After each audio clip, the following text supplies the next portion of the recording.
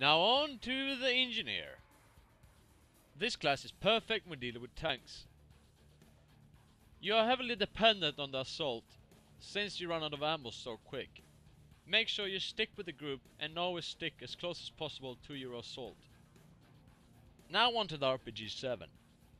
This is one of the best weapons against tanks, since it does great armor piercing damage, and carries more rockets than the CG. If you go with planting trace darts, this rocket launcher is definitely for you. Also remember that this gun is not very efficient against infantry unless you're very precise with it.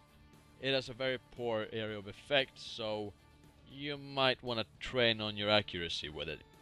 Now on to the Carl Gustav. This rocket launcher is meant to damage infantry rather than tanks, since it does less damage against armored targets and more area of effect damage. So if you don't mind being an asshole, go ahead, use the Carl Gustav, because it's fucking awesome on taking down infantry. And now for the M136-84. This is probably the best rocket launcher in the game. You can guide it to the tank's weak spots, such as the backside or the tracks, and you can take down helicopters, even if you use their pesky little flares. And you can even pop down infantry, if you want to be a dick. However, you need to be very precise when using this rocket launcher. You need to calculate where the helicopter is heading and when to fire the rocket and how far ahead of the helicopter you should guide it, because it takes a lot of trial and error to master this weapon.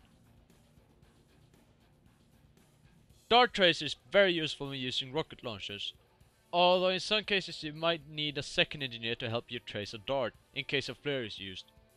Ensure that the second dart is fired precisely after the flare has been used.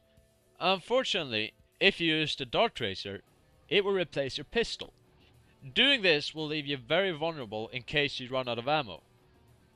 Now, the submachine guns that you are equipped with as an engineer are actually really good. Some may seem like they're fucking pathetic, but considering the accuracy, they can do some pretty sweet headshots if you ask me. Also, using hipfire with these beasts is absolutely phenomenal. Now another option to destroy vehicles is always landmines. Now these little bastards are really handy if you know how to use them. Now, for example, you need to be very tactical with where you put them.